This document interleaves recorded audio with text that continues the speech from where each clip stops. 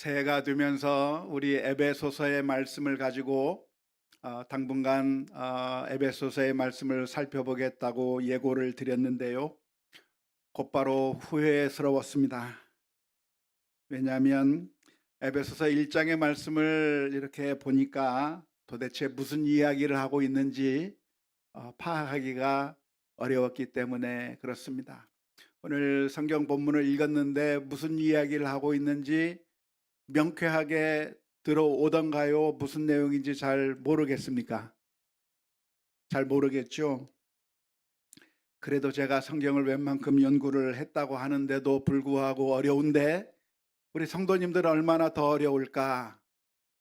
참 약간 후회가 되었는데요. 지난 일주일 동안 이 말씀의 메시지를 연구하면서 묵상하면서 파악하려고 했지만 대답보다는 질문이 더 많이 떠오르고 쉽지가 않았습니다. 하지만 우리가 쉬운 본문만 하고 지나갈 것은 아니고 성경 전체가 하나님의 말씀이기 때문에 모든 말씀들을 다 잘 살펴보아야 할 것이라고 생각이 드는데요. 크게 이야기하면 에베소서 1장 1절과 2절은 바울 사도가 에베소 교회 성도들에게 문안 인사를 드리는 내용이 1절과 2절의 말씀입니다. 그리고 바로 뒤에 나오는 3절에서부터 14절까지의 말씀은 간단하게 이야기하면 하나님을 찬양하자라고 하는 권면의 메시지가 기록되어 있는 것을 알 수가 있습니다. 3절에서부터 14절까지의 메시지의 핵심이 무엇이냐면 하나님을 찬양하자, 하나님을 찬양하자, 그렇게 이야기하고 있는 것이죠. 특별히 이 에베소 교회에 편지를 쓰면서 다른 말을 하는 것보다도 이 이야기를 제일 먼저 하고 있다고 하는 점을 우리가 주목해 볼 필요가 있겠습니다. 에베소 교회를 향해서 들려줄 수 있는 여러 가지 메시지들이 있을 텐데 수많은 메시지들 가운데서 제일 먼저 바울 사도가 그 교회의 성도들을 향해서 해줄 수 있는 가장 첫 번째 들려준 메시지가 무엇이냐면 하나님을 찬양하자라고 하는 겁니다. 하나님을 찬양하자고 했을 때 이 에베소 교회의 상황은 어떤 상황이었을까요? 아주 좋은 상황이었을 것입니까? 어려운 상황이었을 것입니까? 어떤 상황이었을까요? 구체적으로는 잘 모르겠지만 그러나 우리가 잘 알듯이 우리의 인생이라고 하는 것이 늘 좋은 일만 있는 게 아니거든요. 힘들고 어려운 일들이 많고 때로는 참 마음 아픈 일들도 많고 여러 가지 일들이 많이 있을 텐데 그런데 바울 사도가 이 편지를 쓰면서 제일 먼저 던졌던 메시지가 무엇이냐면 우리 하나님을 찬양하자라고 말씀하고 있습니다. 이것이 바로 우리 성도들이 가져야 할 마음의 자세일 거라고 생각이 들고 하나님께서 우리들에게 늘 권고하시는 말씀이라고 생각이 드는데요. 우리는 어떻게 인생을 살아야 할 것인가? 우리는 어떤 삶을 살아야 할 것인가? 우리들은 늘 항상 기뻐하고 쉬지 말고 기도하고 범사에 감사하는 삶을 사는 것이 당연할 것이라고 믿습니다. 지금 우리들의 눈앞에 어려운 일들이 펼쳐지고 지금 당장 우리들의 눈앞에 절망적인 상황들이 발생한다고 할지라도 그것을 보면서 슬퍼하거나 그것을 보면서 우울해하고 좌절해버리고 고통스러워하는 것이 아니라 우리가 어떤 상황에 처해 있든지 간에 우리 성도들이 해야 할 당연한 일이 있다고 한다면 그게 무엇이라고요? 찬양이다. 찬양. 그래서 오늘 우리가 이 말씀을 보면서 우리들의 마음 가운데 내가 찬양의 삶을 살아야 되겠다, 찬양하자라고 하는 그런 마음의 자세를 우리가 회복할 수 있으면 좋겠습니다. 옛날 시편 기자들은 시편을 보면 그 시편에 시편 기자가 이렇게 자기 자신을 향해서 이야기를 했습니다. 내 영혼아 어찌하여 낭망하는가? 어찌하여 괴로워하는가? 이 세상의 것들을 보면서 그렇게 낭망하고 괴로워할 것이 아니라 어떻게 하라? 내 주 하나님을 바라라. 내 주 하나님을 바라봐라. 하나님을 바라보고 찬송하고 경배하며 사는 삶, 그것이 우리 모두가 회복해야 될 그런 자세임을 믿습니다. 2026년 한 해 시작하는 가운데 이 말씀을 기억하면서 하나님 앞에 늘 찬송과 감사, 영광을 올려드리는 삶을 우리 모두가 다 회복할 수 있기를 주님의 이름으로 축원합니다. 그런데 이렇게 찬송하라고 권면하면서 왜 찬송해야 되는가? 이유가 있을 거 아닙니까? 왜 찬송해야 되냐? 그냥 뜬금없이 찬양하는 것이 아니라 그 찬양의 이유에 대해서 설명하고 있습니다. 찬양의 이유가 무엇이죠? 그것은 하나님은 자비로우신 하나님이시기 때문에 그렇습니다. 하나님을 찬양해야 될 이유가 있는데 그 이유는 하나님은 긍휼하신 하나님이시기 때문에 그렇습니다. 그 긍휼하신 하나님께서 우리를 어떻게 하셨다? 우리를 하나님의 자녀로 받아주셨다는 것이죠. 영원히 멸망받을 수밖에 없는 우리들을 영원히 하나님 앞에서 멸망받을 수밖에 없는 영원한 형벌을 받을 수밖에 없는 부족한 우리들을 하나님께서 심판해버리고 끝내신 것이 아니라, 이 나쁜 놈들 하면서 책망해버리고 끝내신 것이 아니라 하나님께서 하신 일은 우리를 회복시키셔서 하나님의 자녀로 받아주셨기 때문에, 우리를 하나님의 자녀로 받아주신 그 하나님의 긍휼하심, 그 하나님의 인자하심을 바라보며 주님을 찬양하자라고 이야기하고 있는 것이죠. 특별히 하나님께서 우리를 하나님의 자녀로 삼아 주실 때 우리를 어떻게 자녀로 삼아 주셨는가? 그것은 만세 전에 하나님께서 우리를 예정하시고 선택하심으로 말미암아 우리를 구원해 주시고 하나님의 자녀 삼아 주셨다고 이야기하고 있습니다. 오늘 읽은 말씀 에베소서 1장 4절 말씀에 보니까 이렇게 기록되어 있습니다. 곧 창세 전에, 언제요? 창세 전에 그리스도 안에서 우리를 택하셨다 이야기하고 있습니다.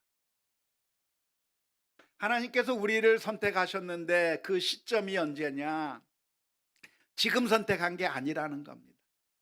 우리가 어떻게 하나 보고 이 사람이 괜찮은 사람인가 나쁜 사람인가 확인해 보고 우리를 선택한 것이 아니라, 우리가 아직 태어나기도 전에, 우리가 아직 이 세상에 나오기도 전에, 아니 이 세상이 만들어지기도 전에, 창세 전에 하나님께서 미리 계획을 하고 계시고 하나님께서 미리 우리를 선택하셔서 이 세상을 만드시고 우리를 만드셨다, 그렇게 설명하고 있습니다.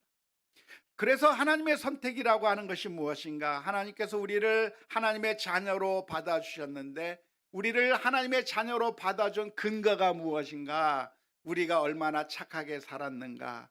우리가 얼마나 뛰어난 사람인가? 어떻게 우리가 얼마나 많은 공로를 남겼는가? 그것에 근거해서 우리를 선택한 게 아니라고 하는 것을 말씀해 주는 것이, 하나님께서 우리를 창세 전에 우리가 아무것도 하지도 않았을 때, 우리에게서 아무것도 나타나지 않았을 때 그때 미리 우리를 예정하시고 우리를 선택하셨다고 말씀해 주고 계십니다. 그렇다고 한다면 하나님께서 무슨 근거로 우리를 선택하셨을까요? 우리의 무엇을 보고 선택하셨을까요? 그게 근거가 아니라 무엇으로 우리를 선택하셨다고요? 하나님 맘대로입니다. 가장 쉬운 표현, 좀 약간 속된 표현이기도 하겠지만, 하나님이 우리를 어떻게 우리를 하나님의 자녀로 삼아 주셨는가? 하나님 맘대로 선택했다는 거예요. 하나님께서 선택하고 싶은 사람을 선택하고 하나님께서 선택하기 싫은 사람을 선택하지 않았다는 거죠. 그냥 하나님 마음에 달려 있는 그런 선택을 하셨다고 오늘 본문에서 설명하고 있습니다. 에베소서 1장 9절의 말씀이죠. 그 뜻의 비밀을 우리에게 알리신 것이요 그의 무엇을 따라? 기뻐하심을 따라. 하나님께서 좋겠네, 이 사람을 우리 자녀로 삼으면 좋겠다, 하나님께서 기뻐하시는 그 하나님의 마음에 따라서 하나님께서 기뻐하시는 대로 하나님을 기준으로 두고 선택하셨다 말씀하고 있습니다. 에베소서 1장 11절 말씀도 역시 마찬가지죠. 모든 일을 그의 뜻대로 결정하시는 이의 계획에 따라 우리가 예정을 입어 그 안에서 기업이 되었다고 설명하고 있습니다. 성경 전체의 가르침이 무엇이냐면 우리가 얼마나 착하게 살았는가, 우리가 얼마나 뛰어난 사람인가에 따라서가 아니라 일방적으로 하나님께서 선택하고 싶은 사람을 선택하고 선택하고 싶지 않은 사람을 선택하지 않았다고 말씀하고 있습니다. 그것을 로마서 9장 20절에서 21절의 말씀에 이렇게 표현하고 있습니다. 이 사람아, 내가 누구이기에 감히 하나님께 반문하느냐? 지음을 받은 물건이 지은 자에게 어찌 나를 이같이 만들었느냐 말하겠느냐? 토기장이가 진흙 한 덩이로 하나는 귀 쓸 그릇을, 하나는 천이 쓸 그릇을 만들 권한이 없느냐? 토기장이가 있는데요, 그 토기장이가 똑같은 진흙을 가지고 어떤 진흙으로는 아주 고급진 그런 멋진 그 귀한 제품을 만들 수도 있고, 어떤 것은 그냥 평범한 그릇을 만들 수도 있다고 그래요. 아마 우리 진정욱 집사님에게 물어본다고 하면 아마 진흙의 차이가 있어서 그럴 수 있겠다, 그렇게 말씀하실 수도 있겠지만, 아무튼 토기장이에게 무슨 권한이 있는가? 선택하고 싶은 사람을 선택하는 그런 권한이 있는 것이라고 성경이 가르쳐 주고 있는 것이고요. 로마서 9장 15절의 말씀에서도 이렇게 표현합니다. 모세에게 이르시되 내가 긍휼히 여길 자를 긍휼히 여기고 불쌍히 여길 자를 불쌍히 여기리라 하셨다고 말씀하고 있는데요, 이게 무슨 이야기냐면 하나님께서 이 사람에게 긍휼을 베풀어야 되겠다 싶으면 긍휼을 베풀어 주셨다는 거예요. 받을 만한 자격이 있어서가 아니라 그냥 일방적으로 긍휼을 베풀어 주신 것인데, 한편으로 생각해 보면 이게 무슨 이런 원칙도 없이 그냥 하나님께서 마음대로 하시느냐라고 그렇게 말할 수 있겠지만, 뽑힌 우리로 봐서는 그게 너무나도 큰 은혜인 거예요. 우리에게 자격이 없는데 은혜를 베풀어 주셨기 때문에 감사한 것이라 말할 수 있는 것이고요. 그것을 더 명확하게 드러낸 예가 에서와 야곱의 예라고 하겠습니다. 로마서 9장 13절의 말씀에 보면 이렇게 기록되어 있습니다. 기록된 바 내가 야곱은 사랑하고 에서는 미워하였다 하심과 같으니라. 언제 하나님께서 야곱은 사랑했고 선택했고 에서는 선택하지 않았고 언제 그랬죠? 야곱과 에서가 어머니 뱃속에 있을 때부터 리브가에게 하나님께서 말씀하시는 겁니다. 내 태중에 두 아이가 있는데 그 중에 야곱은 내가 선택했고 에서는 내가 선택하지 않았다고 말씀해 주고 있는 거예요.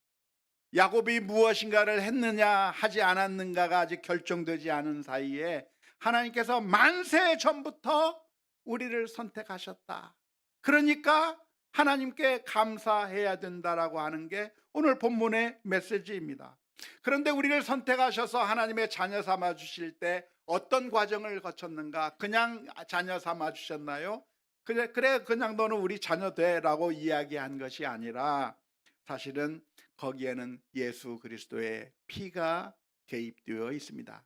에베소서 1장 7절 말씀에 보면 이렇게 기록합니다. 우리는 그리스도의 안에서 그의 은혜의 풍성함을 따라 그의 피로 말미암아 속량 곧 죄 사함을 받았느니라.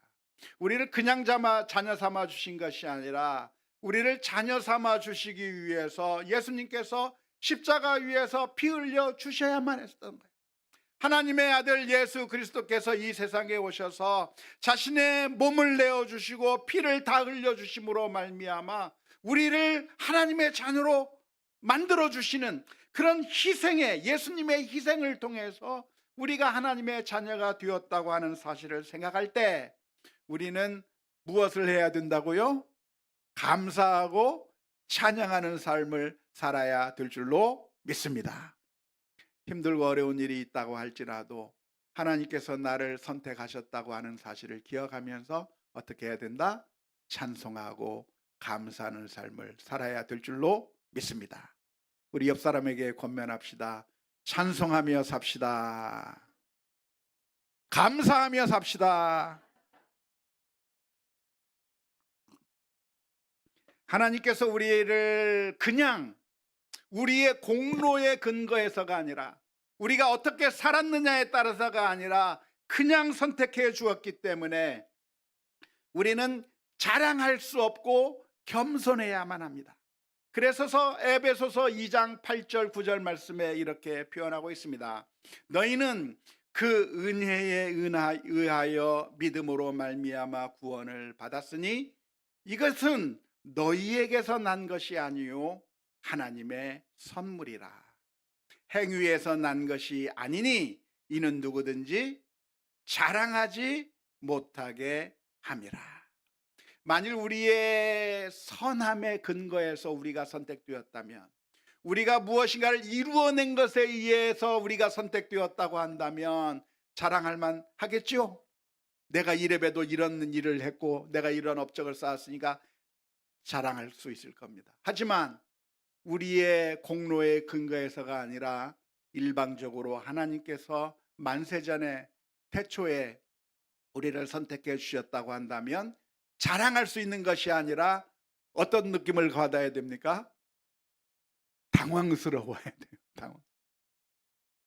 만일 우리들이 올림픽에 나갔는데 올림픽에서 금메달을 받았다고 한다면 자랑스러울까요? 당황스러울까요? 자랑스럽죠? 왜 자랑스러울까요? 지금까지 흘린 땀이 있고 노력이 있고 수고를 했고 그 이 세상 모든 사람들보다 내가 더 많이 노력하고 내가 더 많이 수고해서 그래서 최고의 기량을 발휘해서 내가 금메달을 획득했다고 한다면 자랑할 만합니까? 자랑할 만하지 않습니까? 자랑할 만하죠. 당연히 자랑할 만합니다. 그런데 우리나라 선수 가운데 어떤 한 사람이 있었습니다. 이 사람이 금메달을 땄어요. 기뻐하고 자랑해야 됩니까? 기뻐하고 자랑하지 말아야 됩니까? 자랑해야 돼요. 그런데 그 사람이 금메달이라고 하는 순간에 자랑한 것이 아니라 이게 뭐지? 내가 왜 금메달이지? 하면서 당황스러워한 한 사람이 있었습니다. 혹시 그게 누군지 아십니까? 우리나라 복싱 선수 박시헌 선수라고 하는 사람이 있었습니다. 처음 들어보죠? 1988년 우리나라에서 올림픽이 열렸던 88 올림픽 때 마지막 날 복싱 경기가 라이트 미들급 챔피언전이 결승전이 열리게 되었는데 그때 박시현 선수와 우리나라의 박시현 선수와 미국의 로이 존스 주니어 선수 두 사람 간의 복싱 경기가 열리게 됐습니다. 복싱 경기를 하는데 두 선수가 서로 복싱을 하면서 펀치를 날리고 엇박아치고 하는데 어느 한 사람을 KO로 때려 눕히면 승부가 금방 갈리는데 KO가 된 것이 아니라 그냥 펀치만 주고받은 그 경기는 판정승에 의해서 승자가 결정되게 되었습니다. 그런데 누가 더 잘했냐면 미국의 로이 존스 주니어 선수가 훨씬 더 잘했어요. 어떻게 잘했는가? 로이 존스 주니어 선수는 펀치를 몇 번 날렸냐면 86번의 펀치를 날렸습니다. 유효 펀치를 날린 거죠. 박시현 선수는 그에 비해서 유효 펀치를 몇 번 날렸는가? 32번밖에 못 때렸어요. 누가 판정승하는 게 맞습니까? 네? 로이죠, 로이. 영어 이름이 생각이 안 나서 로이 존스 주니어가 승리하는 게 맞아요. 그래서 심판이 양 선수의 손을 붙들고 이제 발표를 기다리고 있는데, 박시현 선수는 나는 졌으니까 나는 은메달이겠구나 생각하고 있고, 그 옆에 로이 존스 주니어는 손 잡고 있는데 기분이 들떠 있습니다. 내가 승리하겠구나 하면서 금메달을 내가 따겠지, 내 이름이 불리겠지 하고 기다리고 있습니다. 그런데 발표가 나는 순간 무슨 발표가 나냐면 박시환, 그래가지고 박시현 선수의 손을 번쩍 들어준 겁니다. 그 순간에 박시현 선수가 내가 왜 금메달이지? 내가 왜 금메달이야? 당황스러워하면서 참 기뻐하지 않고 당황스러워하는 모습이 그 카메라에 잡혔고, 관중석에서 온갖 야유가 쏟아졌고, 로이 존스 주니어는 너무나도 또 황당한 나머지 그냥 들어가 버리고 말았죠. 알고 보니까 그 당시에 동독과 미국이 메달 경쟁을 하고 있었는데, 미국이 동독을 물리치고 금메달 하나 더 따면 동독을 보다 위 순위로 올라가니까 동독에서 심판들을 매수해 가지고, 그래서 한국 선수에게 금메달을 줘서 미국이 순위가 더 낮아지게 만들기 위한 작전이 있었던 것이고, 결국 그 일로 인해서 심판진에 가담했던 심판진들 가운데 한 명은 영구 제명당하고, 두 명은 또 어떤 징계를 당하고 하는 그런 일이 있었는데요. 그때 금메달을 딴 박시현 선수는 은퇴 그 경기를 끝나고 커리어가 잘 나간 것이 아니라 마음속에 내가 짐이 있어서 선수 생활을 오래 하지 못하고 은퇴해 버리고, 그 뒤로 마음의 부담 때문에 우울증도 걸리고 참 힘들게 인생을 살았다고 하는 이야기를 들은 적이 있습니다. 그런데 그 선수가 2023년 5월에 미국으로 날아갔어요. 그래서 박시현 선수가 플로리다 펜사콜라라고 하는 곳에 있는 로이 존스 주니어의 체육관에 찾아가서 자기가 가지고 있던 금메달을 로이 존스 주니어에게 줬어요. 사진 한번 봅시다. 이 금메달은 내게 아닙니다. 당신 겁니다. 35년 동안 짓눌렸던 그 마음을 내려놓으면서 이거 당신이 그때 진짜 금메달 주인공입니다 하면서 전달한 이야기가 있는 것이죠. 그런데 우리의 구원이 무엇인가? 내가 잘해서 구원받는 게 아니에요. 내가 깨끗하고 완벽한 것이 아니라, 사실 우리는 어떤 사람들인가? 세상 사람들이 저 크리스찬들은 더 위선자들, 저 나쁜 놈들, 속이 다른 사람들하고 비난하고 있는데, 정말 그들 말이 맞아요. 우리가 거룩하지 못하고 늘 마음속에 이기적이고 탐욕적이고 하나님의 말씀대로 살지 못하는 우리들인데, 놀라운 일이 벌어진 겁니다. 하나님께서 우리들의 손을 들어주신 거예요. 저 천국의 면류관을 우리들에게 씌워주시는 것이죠. 그래서 우리는 어떻게 해야 되는가? 그 금메달을 가지고 면류관을 가지고 내가 구원받았다라고 외치고 자랑스러워하는 것이 아니라, 우리는 어떻게 해야 되는가? 그 금면류관을 벗어서 주님 앞에 겸손하게 드려야 될 줄로 믿습니다. 매일매일 우리들의 삶은 어떤 삶이 되어야 되는가? 하나님, 나와 같은 죄인이 이런 구원을 받는 것이 가당치 않는 일이고, 사실은 이것이 주님의 은총입니다. 면류관을 벗어서 매일매일 주님 앞에 올려드리는 것, 매일매일 주님 앞에 드리는 것, 그게 우리 구원을 받은 자의 자세인 것이고, 마지막 날 우리가 하나님 앞에 들어서게 되는 순간 우리는 더 확실하게 깨달을 겁니다. 마치 닫혀있던 집안의 창문 하나 열면 햇볕이 쭉 들어오면서 방 안에 깨끗했던 방 안인 줄 알았는데 알고 보면 먼지로 가득 차 있는 것이 밝혀지게 되는 것처럼, 우리가 하나님 앞에 서게 되는 그 순간 우리는 침묵할 수밖에 없습니다. 하나님의 빛 대신 하나님의 모습을 보는 그 순간 우리들이 얼마나 더러운 죄인인가가 낱낱이 드러나게 될 것이고, 우리는 그 하나님 앞에서 고백하기를, 내가 여기에 들어오게 된 것이 내 공로가 아니라, 내가 지금까지 잘 살아서, 내가 지금까지 믿음 생활 잘해서, 내가 헌신을 잘해서 이곳에 온 것이 아니라, 나와 같은 죄인, 자격이 없지만 하나님의 은혜라고 하는 사실을 고백하며 우리의 면류관을 벗어 하나님 앞에 올려드리는, 모든 것이 하나님의 은혜요 예정이요 하나님의 축복이었음을 고백하게 될 줄로 믿습니다.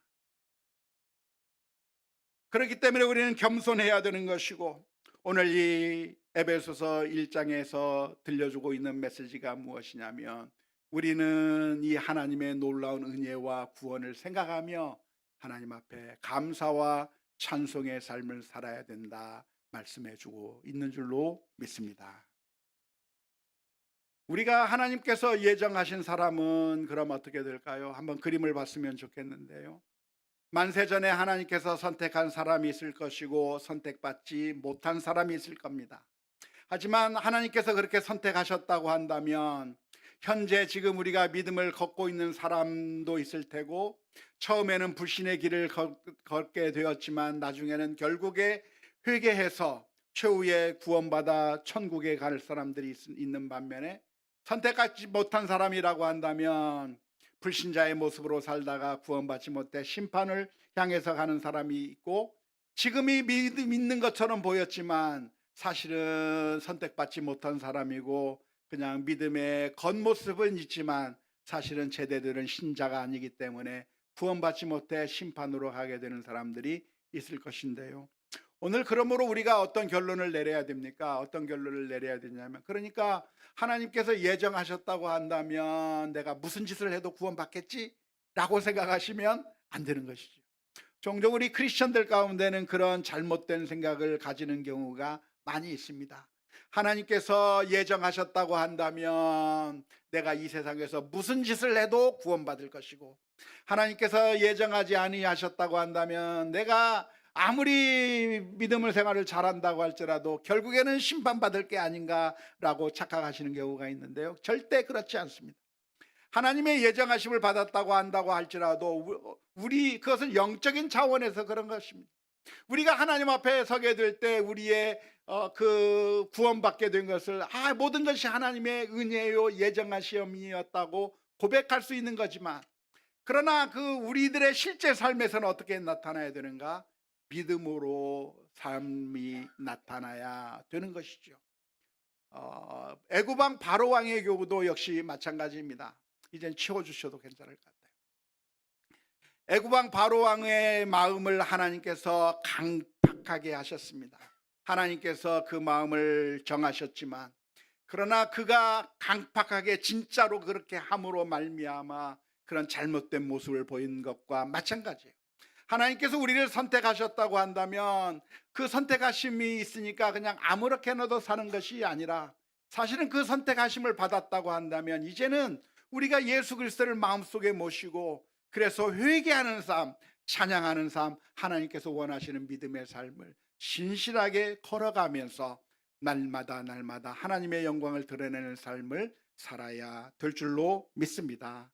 그래서 오늘 우리가 이 말씀을 보면서 2026년 한 해 살아가는 가운데 우리 자격 없는 우리를 구원해 주신 하나님을 생각하며 믿음으로 신실하게 살아가겠다 하는 그런 믿음의 결단들이 있어야 될 것이고, 하나님의 그 선택하심에 우리가 부응해서 우리가 믿음으로 주님을 마음속에 영접하고 주님의 뜻에 따라 순종해 나가는 가운데 하나님께서 우리들의 마음을 빚어주셔서, 그래서 하나님께서 원하시는 믿음의 길을 잘 걸어갈 수 있도록 기도하며 신실하게 우리의 믿음을 잘 만들어 나가는 우리 모두가 다 될 수 있기를 주님의 이름으로 축원합니다. 우리 함께 같이 찬양했으면 좋겠습니다. 항상 진실케